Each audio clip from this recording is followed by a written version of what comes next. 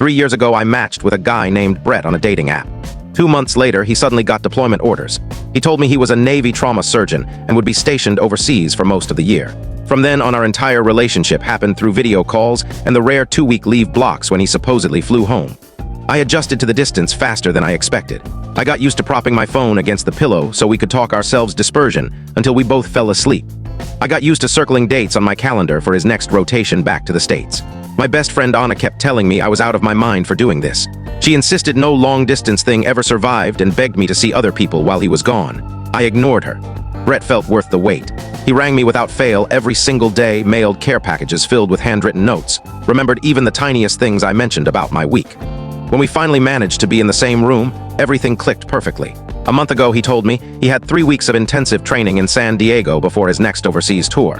He warned me the days would be brutal, 14-hour shifts, and suggested we skip meeting this time so we could save for a proper long visit in December. 3 weeks felt too close to waste, though, and I decided to surprise him. I booked a flight secretly and let Anna know what I was doing. She immediately rang me, panicked, asking if I was really just going to show up without warning. What if he was swamped? I told her I'd take him out for a nice dinner, we'd have the evening together, it would be romantic. Anna went silent for a long second, then brought up those military romance scam stories she'd seen online. Not that she thought Brett was scamming me, but you never know. I reminded her I'd met him in person, twice. She dropped it, but I could hear the worry in her voice. The flight dragged on forever. I kept my phone in airplane mode, so I wouldn't ruin the surprise by texting him. He told me he was staying on base during the course, so I figured I'd request visitor access at the gate, or at least have someone pass him a message. When we touched down, I took a taxi straight to the Naval Medical Center. The visitor center was a small building with armed guards and a single clerk behind thick glass. I smiled, gave my name, and said I was there to surprise Lieutenant Brett Rhodes, trauma surgery, currently in training.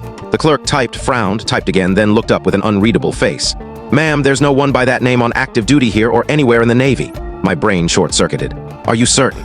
"Brett Rhodes, Lieutenant Surgeon?" She searched again. Active, reserve, detached, nothing. She asked if he might be at Coronado or Pendleton instead. I insisted he'd specifically said San Diego and showed her our recent texts. She finally called her supervisor.